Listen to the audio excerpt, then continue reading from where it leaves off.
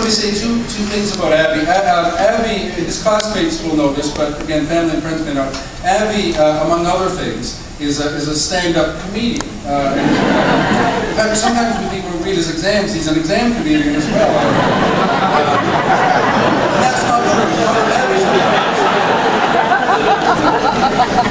but I can also say that Avi's wife, Mrs. Vaturi, is here, and she is expecting to give birth any day soon. So let's welcome in advance the newest members of the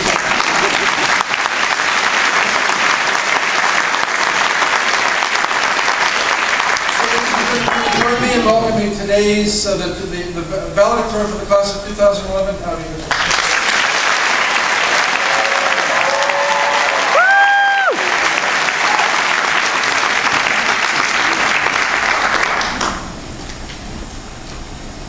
It's going to be really hard following a speaker that got choked up and somebody that dressed up as Brad Pitt for Halloween.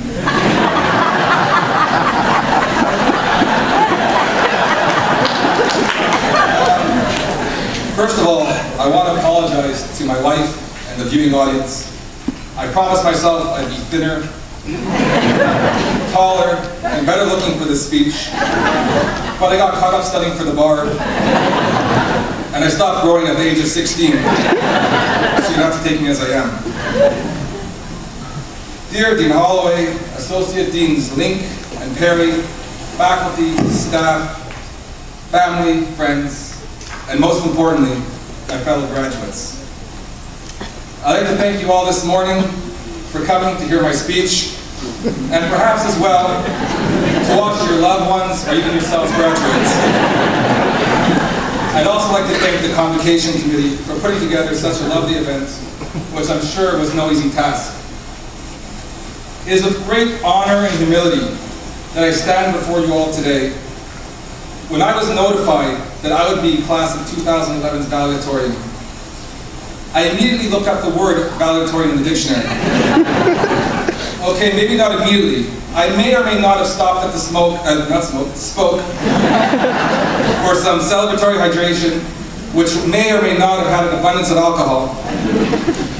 But upon coming to and realizing that going back to the legal clinic was not a good idea, because a jolly caseworker is not necessarily a good caseworker, I actually did look up the word valedictorian.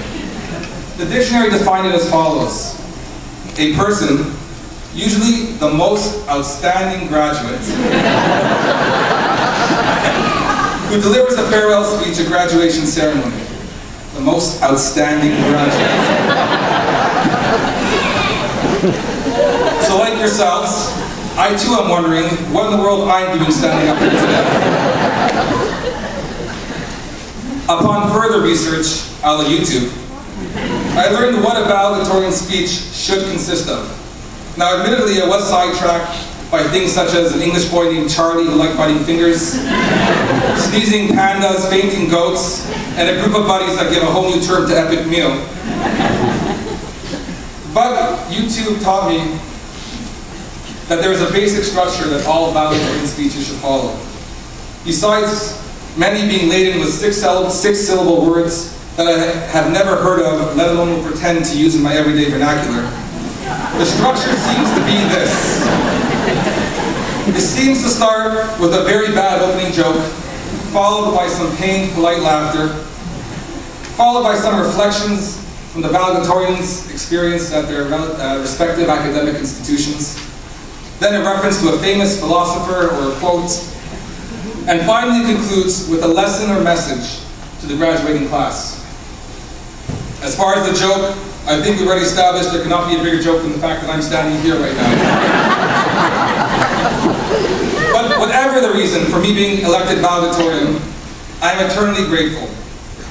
Besides for the obvious reasons, I feel this has finally given my family and friends an opportunity to actually confirm that I did indeed attend law school. And moreover, that I'm actually graduating.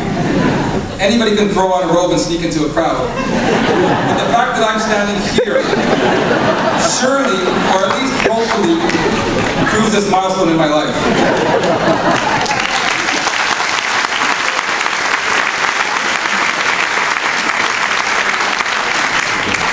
but I'm sure that I wouldn't be here today without the tremendous support of my family, particularly my beautiful expectant wife, Bela, who at this time I'd like to beg the audience indulgence so I can tell my wife in Italian how much I love her and how beautiful she is, but I don't speak Italian.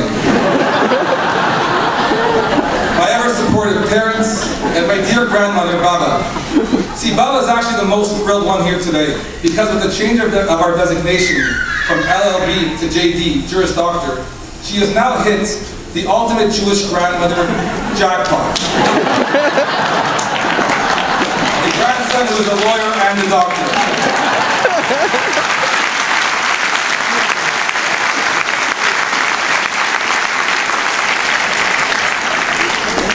The irony is that had my original plans unfolded, I would not be here today, period. 3 years ago, I started at 1L at Western Law, while my wife and 2 kids, Esmeralda and Moshe, who are here today, stayed behind in Toronto for what I planned on being a short 8-month stint. I would put my head down, work hard to finish first year, and then get the heck back to a normal city, Toronto. Sorry, Vero. What happened in the 8 months of 1L, however, surprised me more than I could ever explain in a short speech to you all today. Western law does not subscribe to the mantra of live and let live. Western law fosters, as cliche as it sounds, and as Kevin mentioned, a sense of collegiality and support that is openly palpable. This became apparent early on in September of 2008.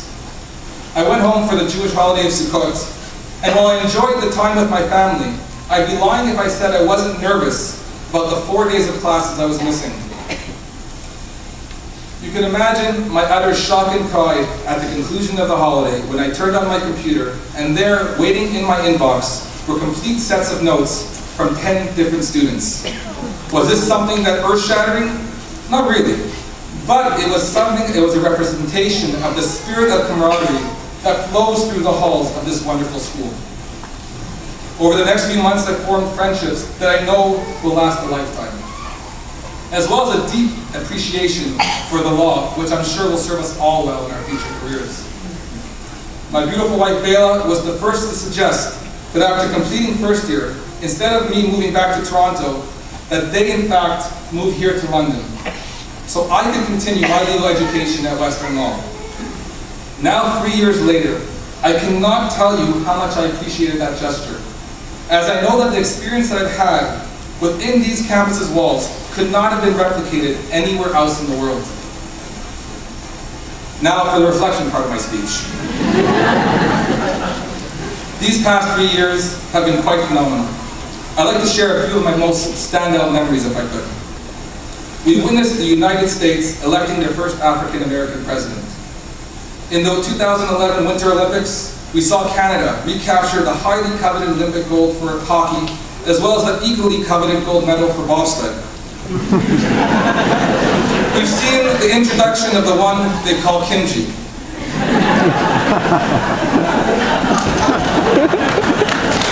We've learned from a couple of illustrious professors that wearing shorts is not a decision determined by something as irrelevant as the weather.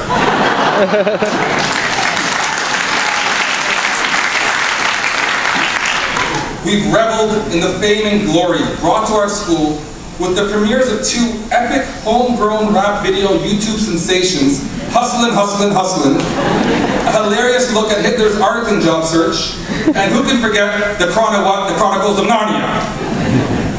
It's for the first year. Most people probably don't remember that.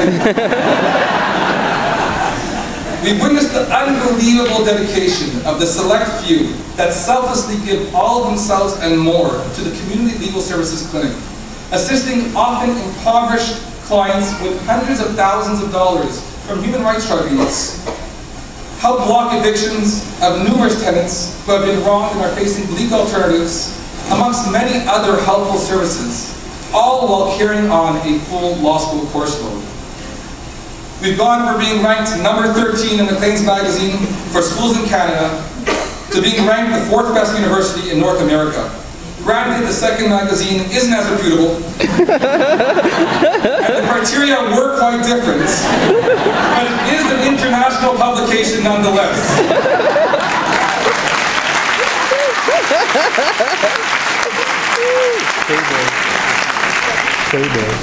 We dodged a certain strike by both faculty and staff, which would have undoubtedly reduced our study time, not unlike today's ceremonies. We've had to take exams during blizzards and had exams canceled due to weather on beautiful sunny days. We've even witnessed a Paul Morrison gun day. There are understandably too many details of all the clubs and committees who have contributed to the tapestry of Western law's life and experience to mention today. But they all deserve an abundance of credits for helping make Western's law the incredible school that it is. But most importantly, we form bonds with fellow students and faculty that I know will stand the test of time. Now, it's also a sad day for Western, as our dear Dean Holloway is moving on. It saddens me because while I'm sure his replacement, once they find one, will be more than qualified, it will be another thing altogether to fill Dean Holloway's shoes. Students entering Western law for the first time won't experience the caring and compassion Dean Holloway generously exhibits to every student. And they won't experience the staple welcome speech where he lists exactly how many music majors and how many liberal arts graduates there are amongst our new class. But what he fails to mention every year is that with all our different backgrounds, after 3 years we emerged as a unified group of law school graduates. Western's loss is definitely Calgary's gain. And I'm sure I speak on behalf of all, or at least most of us, when I wish him much success in his new endeavors. Now for the quote of my speech. In Disney's Romeo and Juliet, which I have a sneaking suspicion is a ripoff of Shakespeare's classic, Juliet bids farewell to Romeo in the now famous expression, "Parting is such sweet sorrow." While many literature academics give a variety of interpretations to the seemingly conflicting oxymoron, there's one in particular that I feel lends itself well to today's ceremony. While it saddened Juliet to see Romeo leave after forming such a strong bond, she found solace in the fact that separation enables a chance to reunite. The anticipated reunion removes some of the sting normally associated with separation. I am saddened by the fact that we are all going our separate ways. We will no longer all be loitering the halls of law building. We won't be gathering in the lounge watching our Young and the Restless Sports Center. Angela won't be asking about our families as she makes our coffees from memory. The friends we bonded with over the trauma of LRWA will no longer be part of our lives. But despite this loss, I find comfort in knowing that our paths will cross again. I look forward to seeing how far we will all have come and how much we all will have grown and succeeded in whichever paths our lives lead. And finally, it is at this point where I'm supposed to give you a lesson or message before you all go out to the big world embarking what Dean Holloway calls the most noble of professions.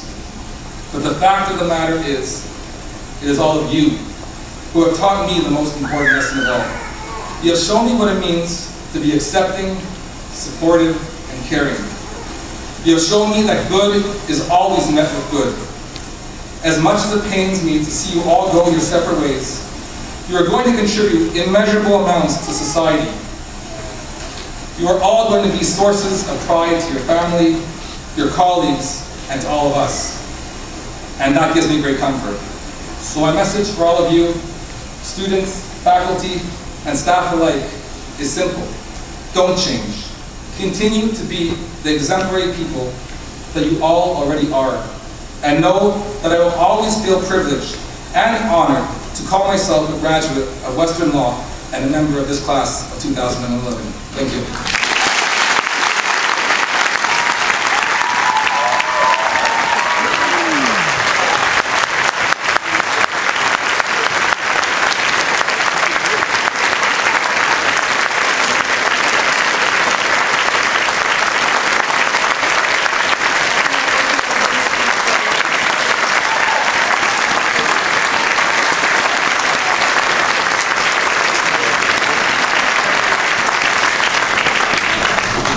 Thank you.